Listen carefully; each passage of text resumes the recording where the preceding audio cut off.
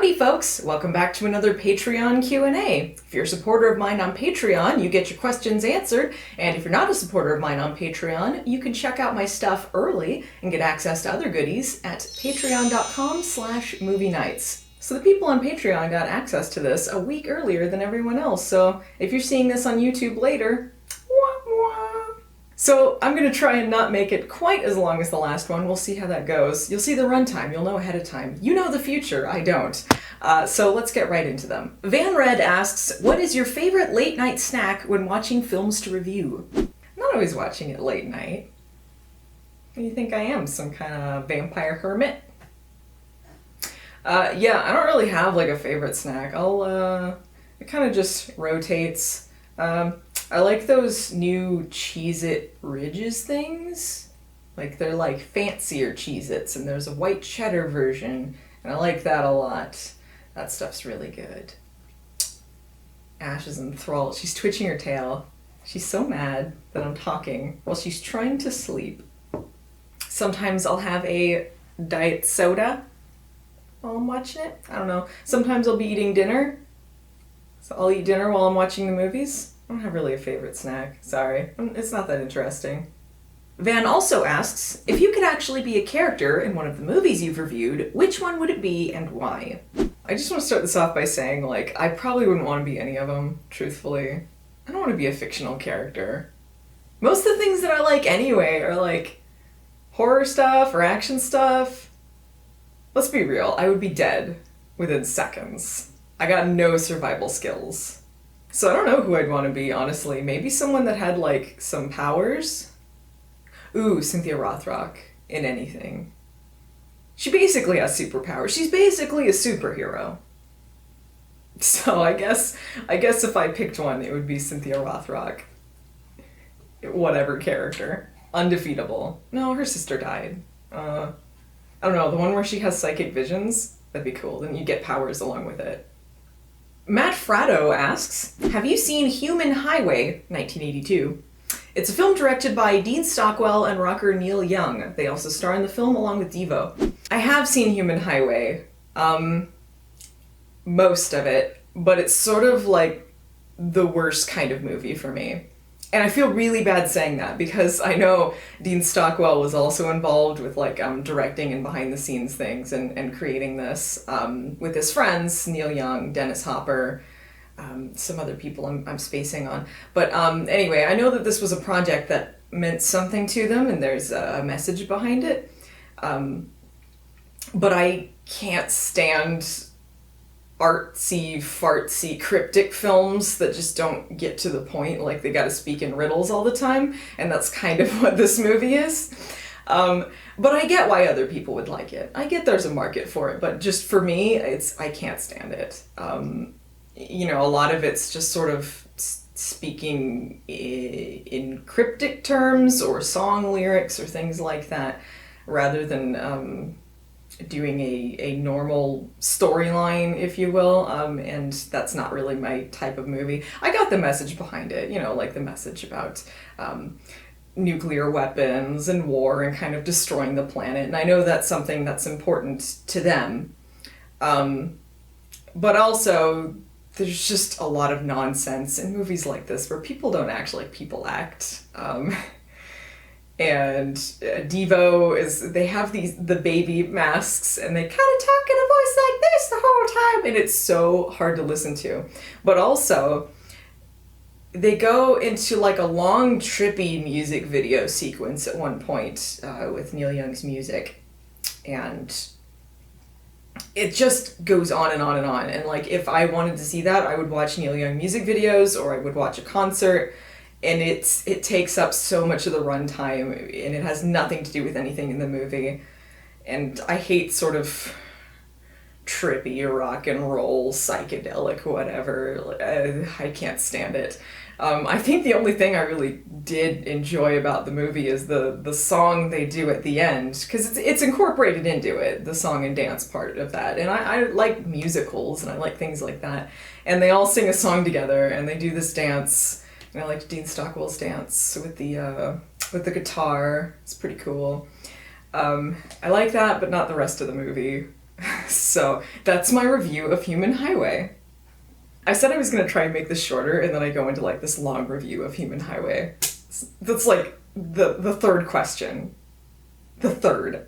Misty asks, since Halloween is right around the corner, Radu reviews. Are they dead or merely undead? Cue lightning. Thunder. Radu reviews isn't dead. I haven't given up on it. There's another question about it later that's basically the same thing, so I'm just covering them both here. Yeah, Radu reviews are just sort of, I just do them whenever I feel like it, so that's why they're so sporadic. It's kind of like once every few years, I'm kind of like, yeah, I miss Radu. I'll do a Radu thing. I mean, I really love acting as Radu, because it's a really fun, it's the only real character that I do, to be honest, except for like voiceover stuff, but I don't know, like it's a lot of work to film it because I have these big rubber hands that I have to put the coat on over. Like I can't put them on and then tuck them under. Like I have to put them on and then have the coat over it because the coat's so tight and my hands get really sweaty and I can't operate the camera with them on. So like I have to take them on and off and it's this big production and it's really warm because I have all the makeup and the the set lights, whatever you want to call them. So it's just, it's kind of a lot for, it has a really vocal fan base, and believe me, I love that people love Radu, and I love him too, but it's not enough of a view count to really justify doing it a lot anyway. Anyway, that's a long-winded answer, but he'll come back eventually. I don't have any plans, but I don't think he's dead yet. Radu always comes back. Daniel Freinhofer, he asks, hi Allison, my wife and I are not only big fans of your show, but also of your incredible fashion style. Aw, thank you. Since I think you've mentioned some experiences with social anxiety, my wife wanted to know if it was or is difficult for you to dress that flashy, and if so, how do you overcome it? Thank you for your great work. Aw, thank you to Daniel and his wife. Yeah, I do have social anxiety, but not like in a diagnosed sense, so whatever you want to make of that. But it's mostly in social situations. It's talking to people or strangers or people that I don't know that well. I have anxiety in that way, but it's never really been that way when it came to how I dress. I think I'm only just now kind of getting into something cool, if it's all right to say that. I've had a lot of fashion disasters and a lot of experiments along my life, but I think that's probably the thing that I've loved expressing and haven't been that anxious about. Because I always loved kind of just wearing something different from what people were normally wearing, or just trying to stand out in some way. And it hasn't always really been successful, but yeah, I don't usually mind it. But to be honest, I don't go out enough to be like, oh my gosh, are people staring at what I'm wearing? And I'm not gonna really dress up that fancy if I'm going like grocery shopping or something. So a lot of the things you see in the reviews are not what I'm just gonna be wearing in my everyday life anyway. So it just sort of depends. But as far as overcoming social anxiety, like if you want any kind of tips on it, it helps just to try and get used to talking to people. Like I can't really say how to overcome it entirely because it's still something that I struggle with, but I think the thing that's helped me is doing these types of videos and opening up to people more just in a conversational sense. So I don't know if that really helps. It's not really solid advice, but that's the answer to the question. Alexa Savage asked, I was wondering if you've ever heard of or seen the movie called Blown Away with Corey Haim, Corey Feldman, and Nicole Eggert, aka Summer from Baywatch. I think it would be a great episode of Movie Nights. And what's your fave old school Dean Stockwell film, like what he did really early in his career, like the films he did as a kid or young adult? Okay, first part of the question, Blown Away. I hadn't heard of it, or maybe it's possible I hadn't, just forgot about it. But anyway, I refreshed my memory after I read this question, because I did read these ahead of time and tried to kind of make sure I was knowledgeable about some stuff. But I looked at the trailer for it. It looks kind of funny that they're trying to do this sex thriller with Nicole Eggert and both the Coreys. So I don't know, it looks kind of funny. It looks like perhaps the people involved with it did not like the final product, so like they were probably regretting kind of making this career choice. It's one of those kind of teen actors trying to go into adult roles is kind of the vibe I got. I don't know, I might check it out. I don't think it looks boring, so. And the other, my favorite Dean Stockwell film from early in his career. Well, I haven't seen like all of his filmography because he's been in like 10 million things. But out of the things I've seen, I can tell you ones I liked. The Boy with Green Hair is an excellent film, and that's probably the one that he's most famous for as a kid, besides Anchors Away, which was I think his first one. Boy with Green Hair is great because it's sort of got this fairy tale vibe about it, but it's also a great anti-war message. And it's got these great sort of fantastical elements to it where it has a good message, but it never comes off like overly preachy. There's also one he did when he was a little older, I think a teenager, maybe early 20s, called Rapture, which was, I think, a French film, like from a French filmmaker, but everyone speaking English. But it's a really pretty film. It's in black and white, and it's got a lot of really great images to it. It's about a girl who has mental illness of some unspecified sort. And one day, Dean Stockwell's character shows up at her house, kind of stumbling around and hurt, and she helps him and kind of sees him as this hero or boyfriend of hers or someone to take care of her, and sort of puts him on this pedestal as this person that he's not really, even though he's not really the best person for her, and she's not really in the best state of mind to make these kind of decisions, and she's also incredibly young. So it's this great kind of sad story about these two. Yeah, those are probably my two favorite ones. There's been some other ones he's been in that were really good, like Compulsion was a very good old film that he was in. So yeah. Terry Fanatics has a few questions. When it comes to Quantum Leap, what do you think is the best thing that makes the show interesting / fun? And what is the one worst thing you think could have been changed / gotten rid of to make the show better? And which episode made you laugh the most and why? I love there's all these Quantum Leap and Dean Stockwell questions. You guys read me so well. I hope this isn't boring for other people listening. My niche interests. Man. But hell yeah, I'm not complaining. I love talking about Quantum Leap.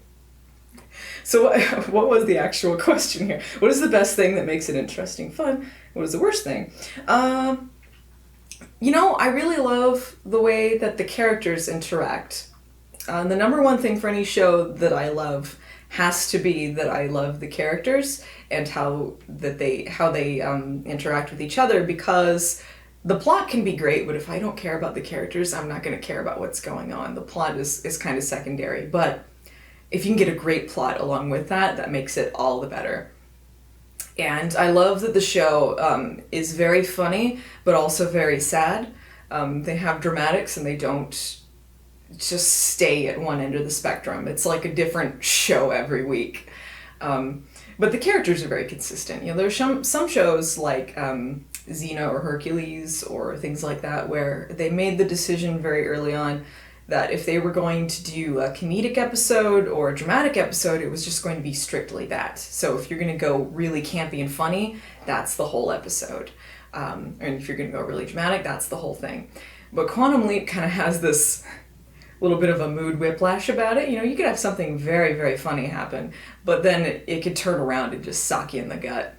But it doesn't feel like the characters are inconsistent about it. And I really enjoy that. And it helps that there's a very talented cast and very talented people behind it, and great production value and great writing. So it all comes together into this really wonderful product.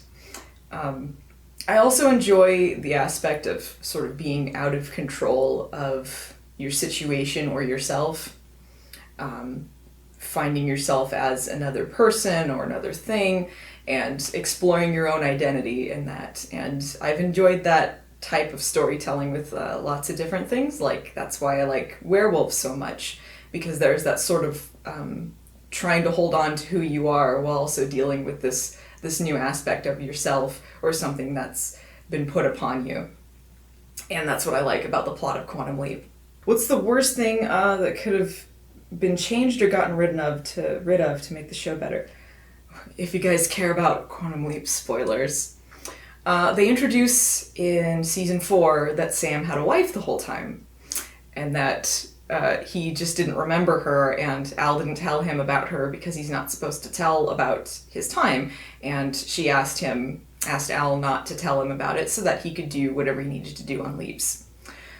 But I really didn't like this aspect of introducing a wife, not only because it's really not fair to be like, he has this new love interest every week, but oh, by the way, there's this saintly woman at home that's watching all of this happen and not doing anything about it, and all of this stuff. But also because they don't do the character very well, and they don't introduce it into a story that really gels together with that storyline. It feels like it's put in just to add dramatics rather than actually working with the story. And she was a character that was introduced in the very second episode after the pilot, in an episode called Star-Crossed. And this character is Donna, and she was played by Terry Hatcher, who is actually a very great actress. And she did a great job with that episode. And the way they introduced her is that she was an old love of Sam's who left him at the altar. And so he changes history so that she trusts men again by reintroducing her to a father, and changes history so that they're married. But they don't say that at the end of the episode. They leave it ambiguous. Did he really change it, or did she end up marrying someone else? Well, by season 4, they confirmed that he did change history. But that's sort of not fair for that character, I feel like. And that's fine if that's the story you want to do, that like he changed history and then left her behind, and then she ended up still waiting for him. But they don't address this at all, and it feels like that's just hanging in the air and unpleasant. And so when they reintroduce this character, they have a different actress playing her who was a bit older. And I really hate to say this, but she's not a good actress, and I feel really bad saying that because, I don't want to like be tearing anyone down, and she's not like compared to like some of the So Bad It's Good actors and things like that, but it was just not a strong enough performance for that role.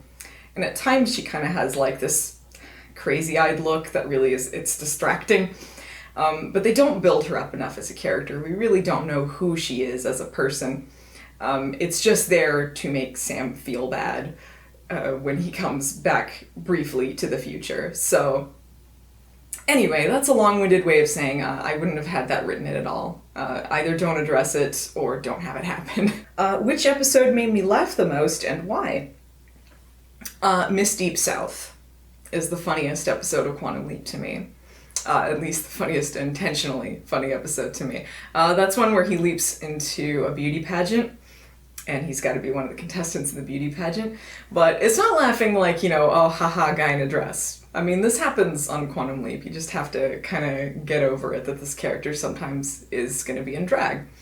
But the thing that makes me laugh the most, there's a scene where he and Al have to perform in the talent contest, and he's got this, like, Carmen Miranda outfit on with a giant fruit hat.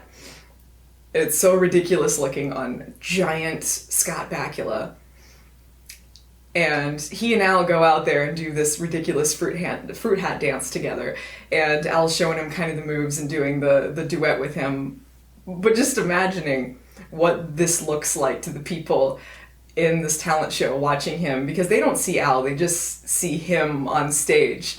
And it's hilarious. And there's just this great smash cut to him afterwards that's just a great punchline to it. It's not so funny describing it, but actually watching the episode, that's the hardest that I've ever laughed during a Quantum Leap episode. That's great. Okay, so Terry had another question as well. When it comes to campy television specifically, what do you think makes a show legit good versus awkward/bad? Would you not try and claw me? You have a problem with me? You want to fight? What makes a show good versus bad is always subjective. So, I mean, I can't really point to like one specific element all the time. But I think there's an importance to good acting, good production values, and good writing. So you can have a ridiculous concept, but if you have people with real talent behind it and real sincerity behind it, it can be an excellent show or an excellent movie. And I think that's usually when I get these kinds of questions about movies or shows or whatever, what makes something really good versus really bad. I always point to sincerity and earnestness. Because if you're really sincere about something, you can forgive a lot of faults. Even if it's something that's so bad it's good. I gotta apologize, guys, if I am sweating, because I am trying not to die here or look like a complete mess.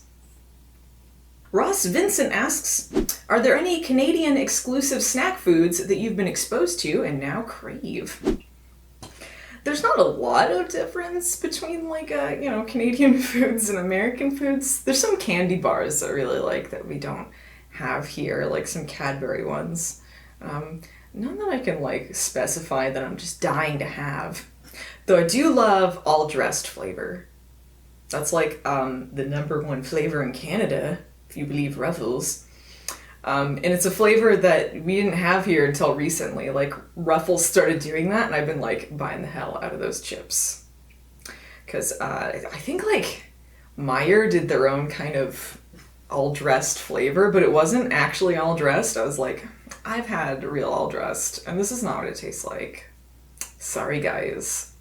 But Ruffles duplicated it perfectly. It was great. It's kind of like a barbecue-ish flavor. I don't know what specifically it is, but I love all dressed.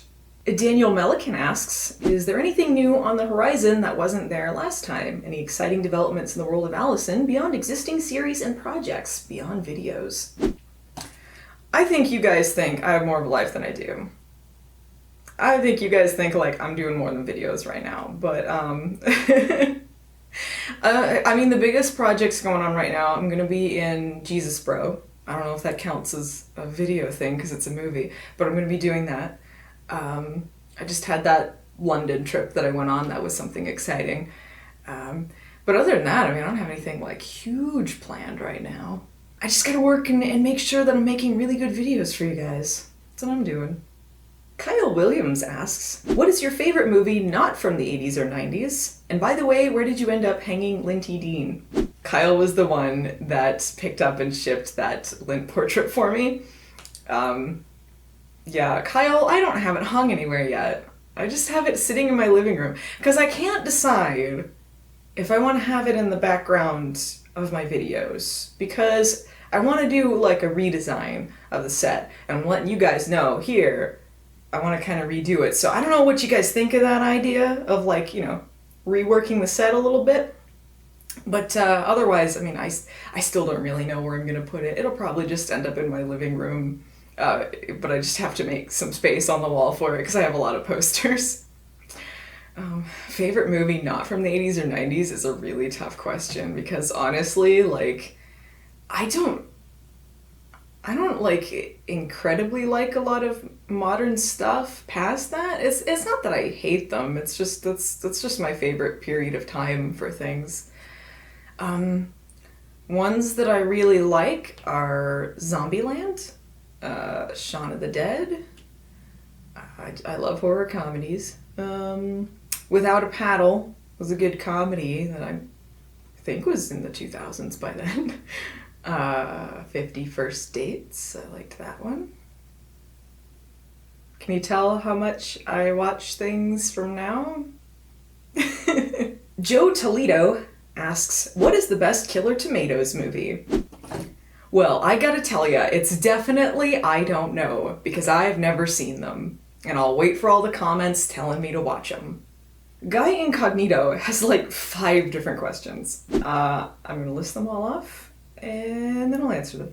If there was a sequel to Miami Connection, would it be worse than Samurai Cop 2? When you are finished with the movies you review, do you throw them into a flaming oil barrel or a tire fire? Is Ash named for Ash Williams of the Evil Dead franchise? And if so, did she use a chainsaw to remove one of her paws and then modify the chainsaw to fit on said stump? How could Scott Bakula be in such a terrible Star Trek series as Star Trek Enterprise? Can the videotape be used to garrote someone? I'm asking for a friend. Alright, man. Guy Incognito. Number 1, if there was a sequel to Miami Connection, would it be worse than Samurai Cop 2? I don't know. I don't think it would be great.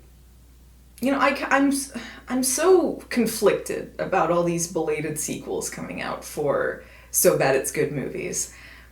Because I always want it to be great, but I don't know how many of them have really been successful in being fun to rewatch. Maybe Birdemic 2. I honestly liked Birdemic 2.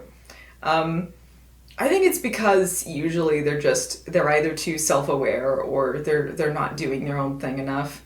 And it's a really hard line to ride. I don't know how exactly you would go about it and make this great sequel.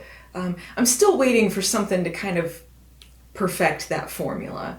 So, I don't know. I mean, I would still watch it. If you tell me there's a Miami Connection 2 coming out, I'll be like, oh yeah, I'll watch that yesterday.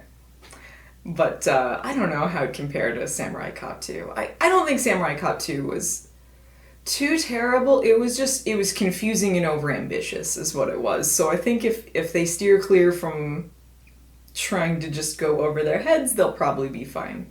So 2, when I'm finished with the movies I review, do I throw them into a flaming oil barrel or a tire fire? I don't get rid of the movies I review, usually. Sometimes when I really know that I didn't like it or I'm not going to rewatch it, I'll get rid of it. But usually I enjoy these, so I like just, even if I'm not going to watch it again, I still like just owning it and having it on the shelf for display purposes, I guess. All the ones I've reviewed for movie nights, I just keep on the shelf back here so you can see them in videos. So that's what I do with them. Is Ash named for Ash Williams of the Evil Dead series? If so, did she use a chainsaw to remove one of the paws and then modify the chainsaw to fit on said stump? I don't know. What do you think? She is named after Ash from Evil Dead. Evil Dead 2 has been my favorite movie for a very long time. She's 10 years old, so it's been at least 10 years, probably more. So yeah, that's who she's named after, because she's super cool. How could Scott Bakula be in such a terrible Star Trek series as Star Trek Enterprise? Man, if someone was going to cast you in a Star Trek series or movie, like, wouldn't you say yes no matter what? You'd say yes, right? You would jump at the opportunity. But besides that, I mean, like, you can't blame an actor for taking a job or for being involved in a project because, like, that's really not fair. Because you don't know. I mean, if you heard they were making another Star Trek series, you would assume it would be good. You don't assume it's going to be terrible. You don't know what the final product is going to be. And a lot of the things that they wanted Enterprise to be were not really what it turned out to be. So I can't blame Scott Bakula for being in it or for sticking with it because actors, you know, when they're professional, they stick with the projects and sometimes, you know, they want to see it improve. Or want to continue working with the people they work with, because sometimes bad products don't mean that they're bad experiences. So yeah, but Enterprise is terrible, and I've only ever been able to sit through a single episode once. All the way through, I mean. And it wasn't the Dean Stockwell one. That one was boring. Can videotape be used to garrote? Do you mind not, like, touching my boobs while I'm answering questions? Can you do that? What a terrible child. What?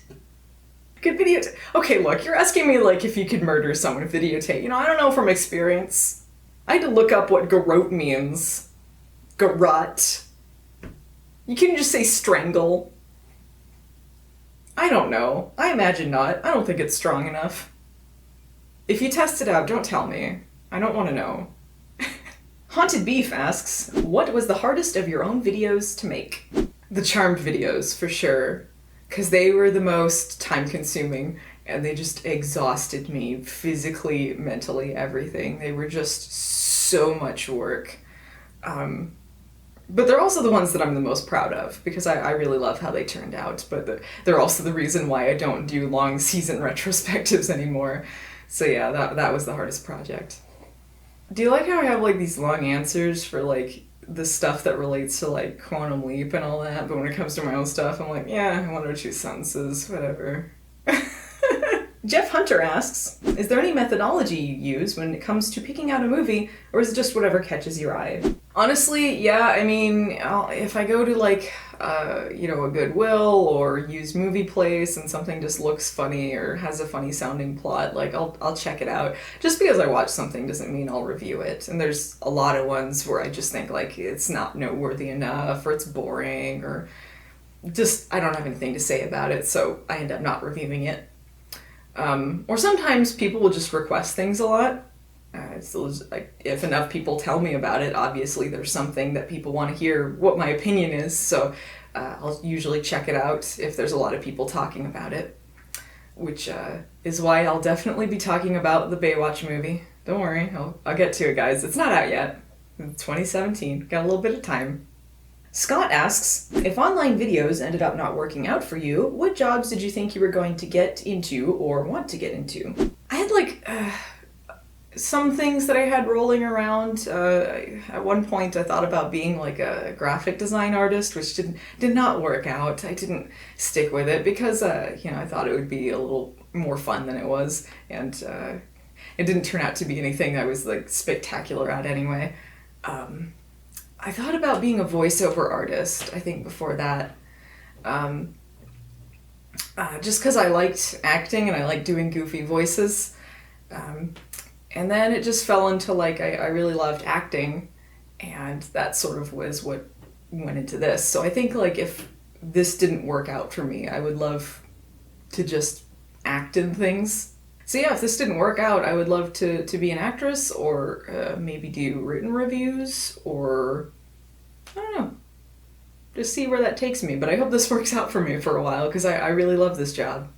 Rebecca Richards asks, with MST3K about to come back, what one movie do you really hope to see them feature in the new series? I hope they do Werewolf of Washington, which was a werewolf movie that Dean Stockwell did in the 70s, which you're probably wondering why I haven't covered before now, because I love werewolves and I love Dean Stockwell. It's because it's public domain, and I kind of wanted to do a different kind of project with it, but I'm so scatterbrained with things.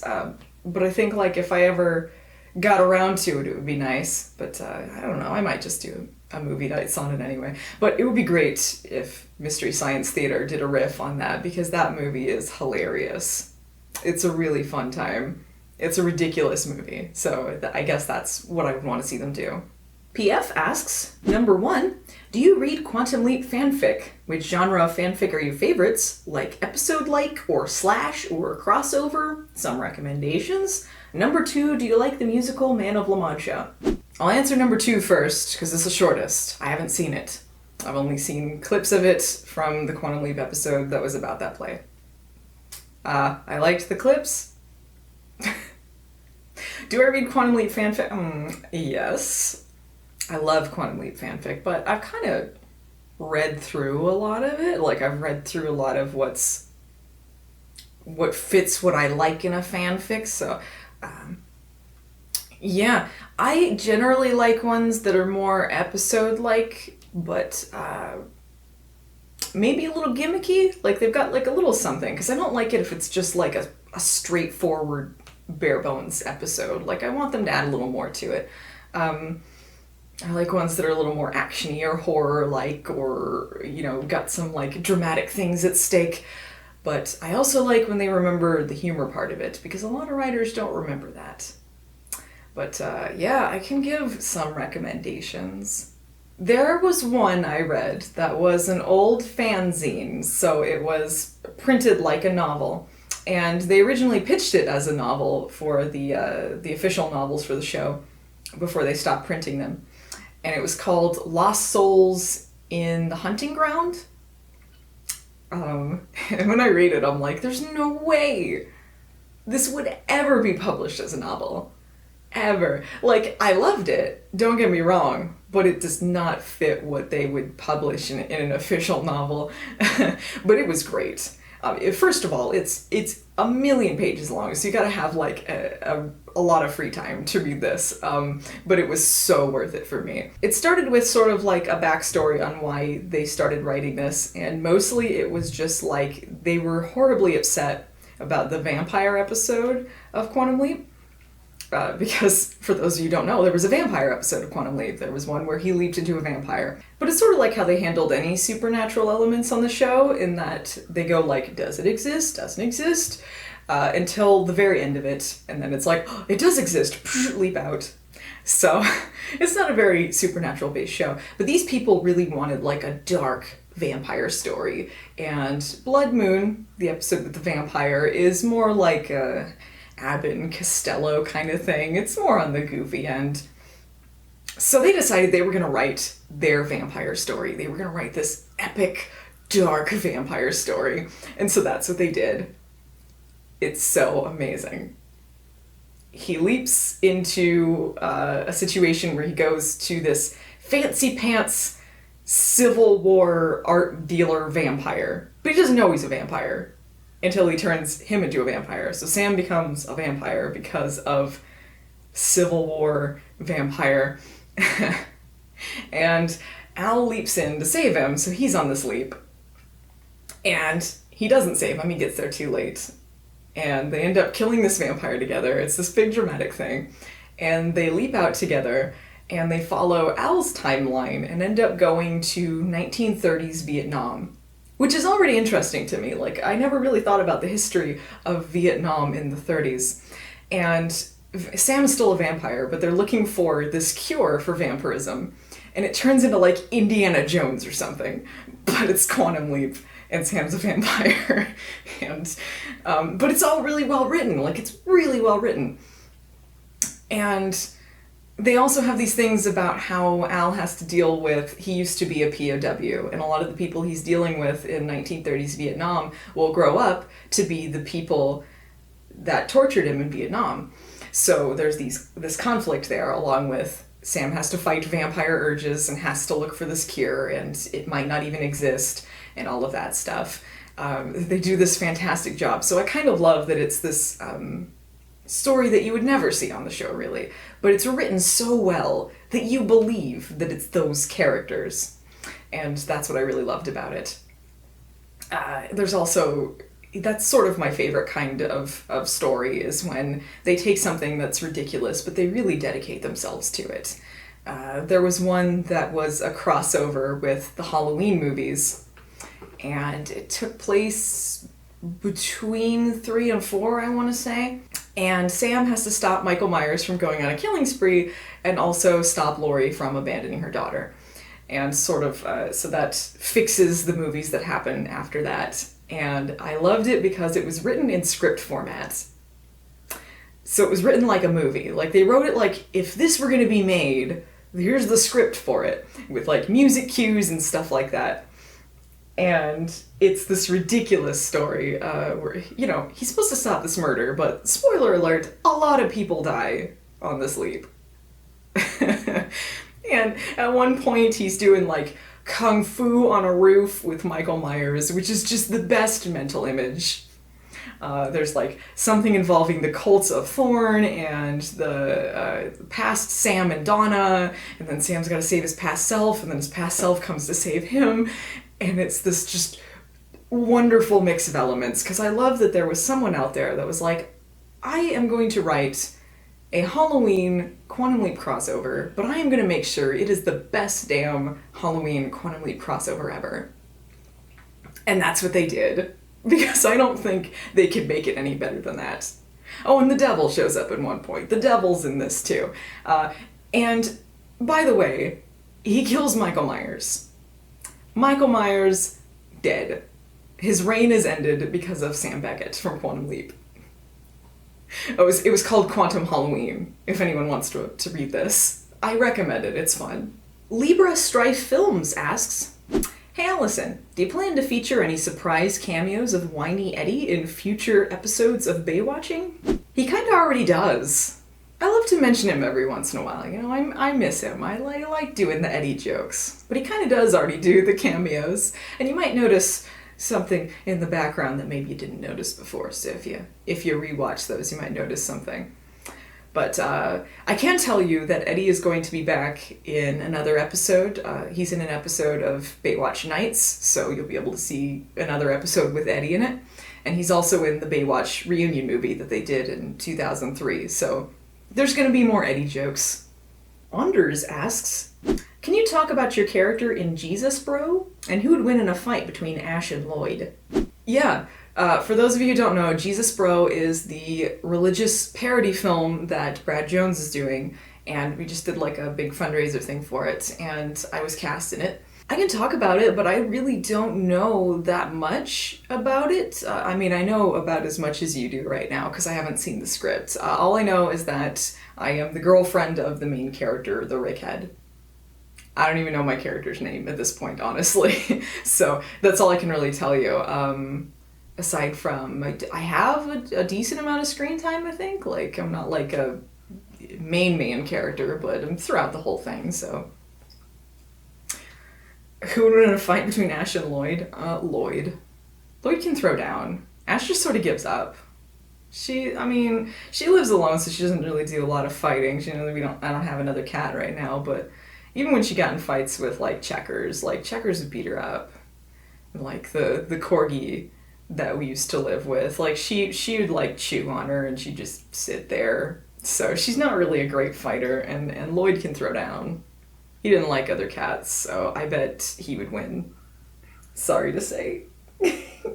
Zachary Cole asks, "What, in your opinion, is the goofiest Quantum Leap episode?" I should just call this, like, the Quantum Leap Q&A. What's the goofiest one? The one where he leaps into a chimp. Yeah, it has to be. No doubt in my mind. It's called The Wrong Stuff. And it's the only one where he leaps into an animal. And it's just 45 minutes of Scott Bakula in a diaper.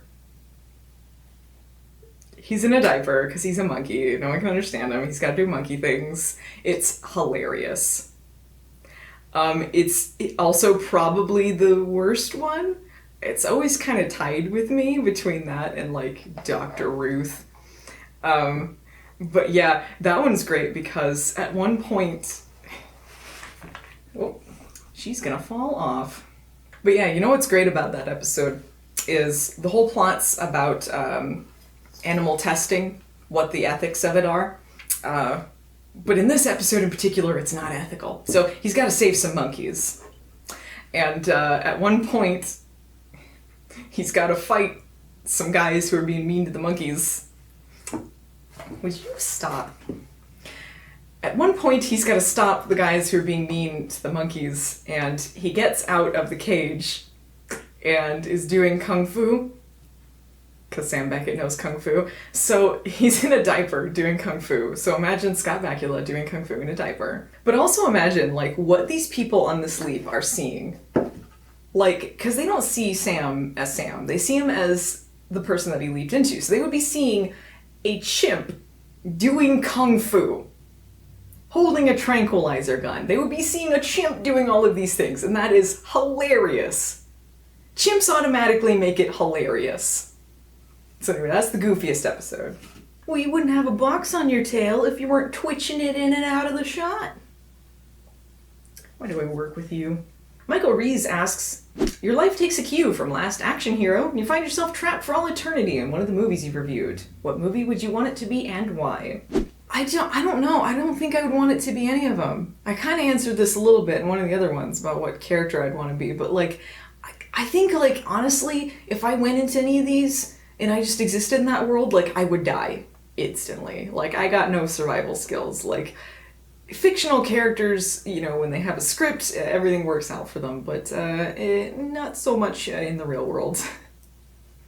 I don't know, I wouldn't want to live in any of these fantasy worlds. I want to live in my world. That's my answer. Richard Rogers asks, if you received $1 million in one day, what would be your first purchase? Are there any plans for another Phalis Lupa Cinema Bread episode? I don't know, I think probably I would want to help my friends and family with like their bills and stuff first.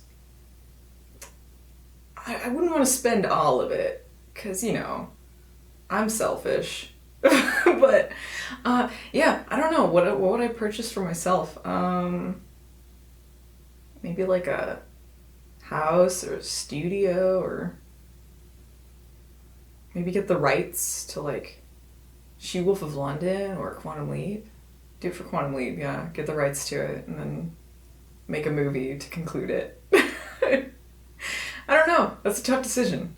That's a hypothetical I am never gonna face. Unless you're offering. Oh, are there any plans for another Phalis Lupus Cinema Bread episode? Yeah, Phelan's gonna be coming in October, so you guys are gonna see another slew of Phelan videos, and you're gonna be seeing more crossovers with Brad in them as well. And also, Matthew's gonna be visiting, Film Brain Matthew, so there's gonna be some videos with him as well. So yeah, those are going to be coming up. Karen Niemla? Sorry if I pronounced that wrong. She asks, what can we do to help you and or Phelan besides contributing on Patreon and telling others about your YouTube channel? Do you have an Amazon wish list? Jobs we can do for you? Aw, that's very sweet of you. And honestly, I just keep doing what you're doing. Like, if you're supporting me on Patreon or just by watching videos or just word of mouth, like, that's enough. That's how I make my living. So I'm always humbled by the fact that people want to pay me or support me or watch the stuff that I do, and that's just fantastic. So thank you for the support. Thank you so much. Karen also asks, how do you deal with weird but well-meaning fans? What should or shouldn't we do? Well, sometimes there's awkwardness, but most people are fine. I mean, I think as long as you approach it as that everyone's just a person, and I know I'm a little bit of a hypocrite because I'm terrified of meeting people that I really that I'm a fan of. So I mean, I can't really practice what I preach, but I can tell you, like, when it comes to me, if you just like approach me as a person, it's usually fine. You know, like, most of the things that you think are awkward are not awkward, and just common sense cues for things. You know, like, if you think that it's something really invasive or personal, it's probably best not to ask it. And I think maybe the best way to know that is just to just keep in mind that you as a viewer are able to get to know us better than we know you. We don't know who you are. So in a nice way, what I'm saying is that we're not your friends. And I don't mean that we don't like you, and I don't mean that we're not friendly. I just mean that we are not people that hang out. We don't know you. So if it's something that you think is just too personal to ask a stranger, then you probably shouldn't ask it to someone that you're just a fan of. But for the most part, I mean, we love talking with people. We love hanging out. I love flattery. So, you know, I wouldn't worry about coming off as creepy most of the time. John Giffianello. I never did know how to pronounce it. I know I did this wrong last time too. With all of the reboots, remakes, sequels, and canceled show comebacks, are there any movies/TV shows you want to see updated or renewed? Oh, excuse me. Are there any books, games, or historical events that you'd want to be adapted to a film or TV show? I thought that I had a question like that before, but yeah, if I'd want to see something come back, I would want a movie to conclude Quantum Leap. I know I talk about Quantum Leap a lot, but I do want to specify a movie, because I think a show at this point, you know, it's like, it's too late for that kind of continuation anyway. And if they wanted to do a reboot, I'd watch it. I don't know about capturing the same kind of magic, and it's not just the actors, it's sort of the time, but I would be interested to see what they did anyway. But I would like to see a movie, just to kind of tie things up, because the finale is not great, so it'd be nice to kind of have just that little bit of closure. But yeah, I would also like to see a reboot of She-Wolf of London. A continuation would be nice, but I don't see that happening because no one knows what it is. But yeah, I would like to see a different take on that and see what they would do with a modern take on that tale, because I feel like it was a little bit ahead of its time with some of its concepts, and it just had a lot of things going against it. And I think with like a little bit of tweaking and a little more depth to the characters, you could really have something there. So that's what I would like to see. Are there any books, games, or historical events I'd want to see adapted to a film or a TV show? I don't know. Be interesting to see like the Left 4 Dead games. They did like a Left 4 Dead movie. I'd watch it. Truthfully, I don't play a lot of video games. Phantasmagoria. Do a Phantasmagoria movie. Doug asks, number 1, what movie prop would you want to have in your collection? Number 2, favorite song made specifically for a movie. What movie prop would I like to have? I don't know, like one of the Book of the Dead, like one of the Necronomicons from the Evil Dead movies? Or that skull knife? That's pretty cool. Yeah, stomach shut. I'd like to have a Ziggy hand link. That's a prop I'd love. Favorite song made specifically for a movie. I love the Wild Wild West theme. I haven't even rewatched the movie since it came out, probably since the 90s, but I love that song. I've had it on my iPod for forever because it's such a catchy song. So good. So I think that's my favorite. I wish they would bring stuff like that back. I love gimmicky songs for movies with the titles in them. I loved the Snakes on a Plane theme. That was great. They did that contest for it. That was a lot of fun. Yeah, I like the Transylvania 65000 theme. That's a good title in the name, or the title in the song. Yeah. Joe V1 has a lot of questions. So I am just going to go one by one here. I'm not even going to read all of them ahead of time. I'll get to them as I go.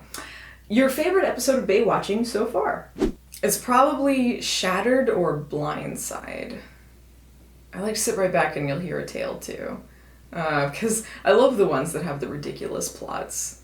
Like, it feels like kind of a cop-out because it's the Baywatch plot that's really funny, but I always hope that I can be really funny with it, and I hope I was, but I loved those ones, and the over-dramaticness of Shattered is just fantastic. 2, your favorite midnight screenings with Brad. The Nut Job.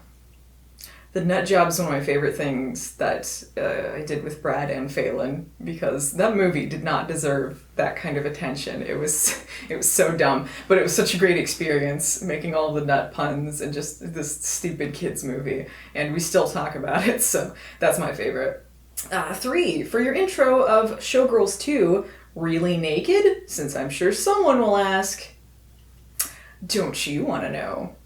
Number 4, have you read your Fetish Fuel page? I think you'd have a field day with it. Yeah, I have actually, but it's not updated very much, and mostly it's feet stuff. There's some very dedicated foot fetishists that follow the whole Channel Awesome circle. Because there's a wiki for foot fetishes, like it's a foot fetish wiki, that have pictures of feet. And they take screen caps from our videos and put them on there. I have a page on a foot fetish wiki. Which is weird. Whatever floats your boat, man. Like, I don't question it, whatever. Everyone's got their own thing. But, yeah, but the Fetish Fuel page, I've read it, and it's mostly that. Like, I wish they'd have a little more variety. That's all I'm saying. Number 5, have you seen/heard of a film called The Bagman? It has Stephanie Witchcraft 10 Beaton in it. Yeah, I have. I think she directed that one as well. Maybe wrote it. I haven't seen it, but I remember seeing that on her page when I was reviewing Eyes of the Werewolf, which was the first thing with her in it I reviewed before the Witchcraft sequels that she was in. I don't know how it holds up. It looks really cheap. I don't know how fun it is. Marvin Lowe asks, number 1, if you could do a review with any actor from the shows/films you've watched, who would it be and why? Oh my god, I'm gonna die of heat before this video's over. Honestly, I am terrified of meeting people that I look up to, or industry professionals, or people just in general. But especially those kinds of people. When I did the interviews for Sinbad, like, I was gonna throw up. I was just so incredibly nervous, and they were so nice, and such professionals. But honestly, like, I don't see me reviewing things with them. And I especially feel nervous about people who are in the movies seeing the reviews. It's always nerve-wracking, especially like if I know ahead of time they're gonna see it. Like, for instance, if it's a request review, I always just there's this pressure there, you know? I mean, I'd like to work with Robert Chapin again. I don't see that happening, because he's just busy and we don't live in the same area. But I guess if I was going to review something with someone, yeah, that'd be nice. Like, talk about one of his old films or something. That'd be interesting. But yeah, I don't know about otherwise. If you're hearing, there's like some ominous crows outside. Ominous crows. You know October's coming. 'Cause it's spooky. What was the other question? There was a second question. Since your show progressed to become funnier and more tech-savvy with each passing video, if you had time, would you ever remake one of your earlier videos? If so, which one? Oh, thank you. That's very nice of you to say. I wouldn't remake one of my old videos, because I feel like, it's already covered. I mean, and doing a remake is kind of, it's a little pointless with a review show anyway. I guess I could like revisit a movie again, just because my opinions change over, the course of 7 years. That's how long I've been doing this. I did do a video where I revisited Undefeatable, but that was also because I was doing an alternate cut of it, so there was something different to talk about it. So I don't know. Maybe I would like revisit a movie again and see if my opinions have changed on it, but otherwise, no. I mean, I feel like you just gotta kind of move on and do new stuff and just try and move forward. Christopher Patton asks, if one So Bad It's Good could get a sequel and everyone involved from the original returning, which one would you want to see? I think if I wanted to see a sequel to one, it would have to be Sinbad, The Battle of the Dark Knights. Because it was such a disastrous movie, but also something that seems like the people involved, they know it was not what it was intended to be, but have a good sense of humor about it. And I'm curious what they would do if they were trying to remake it now or do a sequel to it now, with sort of being aware of the downfalls of the last one. Especially because a lot of the people involved have made real projects, so it's not really the case of like just people who didn't know what they were doing and then they made something bad like The Room or Birdemic, So, I don't know, I'd be curious to see what the Revenge of Bofisto would be like. I can't imagine Dean Stockwell being involved, but like maybe get someone in a janky wig and get another stupid double or something like that, and just see what they would do, just having fun with that kind of project. Get Dante Bosco back in there. He seems like he has a good sense of humor about stuff. Or Ryan Slater as an adult now, playing that same character, or something like that. That would be fun. Angel Young asks, because of your busy schedule, if you have to review a single episode of Quantum Leap for Manic Episodes, which would it be? Also, what happened to Radu Reviews? I answered that question earlier about Radu Reviews. It's not gone. It's just on hiatus again. Yeah, he's floating in the ether. If I had to review a single episode of Quantum Leap, this was sort of a question from the previous Q&A. And what I said then was, I want to review all of the episodes, honestly. I just don't have the time right now because I have a lot of other projects I'm committed to. But it's something I definitely will do because I'm really passionate about the show and I'd like to talk about it. It's just a matter of when rather than if. But I guess in this hypothetical, if I was just going to do one, that's tough because it would probably be a tie between The Wrong Stuff, which is the monkey one, or the chimp one, I should say. Actually, It's a tie between that one and shock theater. But shock theater would be difficult to do because it ties into so many different stories that you'd have to be familiar with, but it's also my favorite episode, and it also includes the ABC rap, which is just probably the greatest gift that Quantum Leap ever gave us. And I'm not even going to get into what it is. Just look it up. Look up Quantum Leap ABC rap. You will not be sorry. Brandon White has a couple questions, and this is going to be the very last ones. Has there ever been a film you've ultimately passed on reviewing that you originally thought would be a good episode? And before the Dean Stockwell lint portrait, what would you consider the nerdiest thing you've done? So the first one is a question that I've answered in the previous Q&A. But basically, just if it seems like it's boring or I don't have anything to say about it, I'm just not going to do it. It's as simple as that. What's the nerdiest thing I've done before the lint portrait? I'm glad you clarified that, because that probably is the nerdiest thing I've ever done. There's a couple things. When I was a kid, I loved Big Wolf on Campus. That was my favorite show and my first real obsession, if you don't count the Little Monsters movie. It's kind of in stages. But anyway, I really loved it, and I wanted to get a hold of the episodes, but I didn't have all of them recorded, and this was before a lot of DVD. This was still the VHS days. And it's never been released on DVD or VHS or anything, except for like some promotional DVDs of 1 or 2 episodes, because the rights, no one knows who owns them. Like, the company went under, and it's just in copyright dead zone, so no one knows. It's not going to get released anytime soon because no one really cares. But back then, what I did was I found this kind of shady VHS trading site who had all of them recorded, and I paid $10 each for every tape and ended up paying $140 for all these tapes of this show.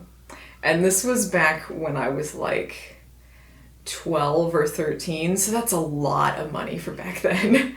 But I was really glad I did, because that's how I archived the episodes. That's how I figured out how to convert VHSs to digital and things like that. That was sort of my start into video tech stuff. And also, this was a few years back, I bought a bunch of slides of She-Wolf of London stuff. There was behind the scenes slides of it, and I have like a press kit as well that has like these promotional slides, but these are like a bunch of film negatives that they where they took pictures just behind the scenes as they were filming, and there's pictures for almost all the episodes, which is very strange that they always had someone around taking pictures. But I paid like $900 for it. It was a lot, but it was hundreds of photos of things that no one's ever seen before then, and I learned a lot of things about the show that I didn't know before then. Like, you could see on the clapboards the original name of Love and Curses before it was changed to Love and Curses. And some of the makeup stuff and close-ups of the werewolf makeup that you didn't get to see before. And so it was really interesting to see that and to kind of get a glimpse into what this show was like behind the scenes, since there's really not a lot about it. So that was really nerdy, but it was really fun that's how I learned how to scan slides too. I got like a new scanner for that, and that was a whole big adventure, and that was a lot of fun. So that brings the video to a conclusion. It ended with a really big bang. So anyway, here's another promotion for my Patreon, patreon.com/movie nights. If you like this video or you want to ask questions whenever I do another Q&A, just become a supporter on Patreon and you can join in next time. So I'll see you around, guys. Thank you for all of your questions. You're great.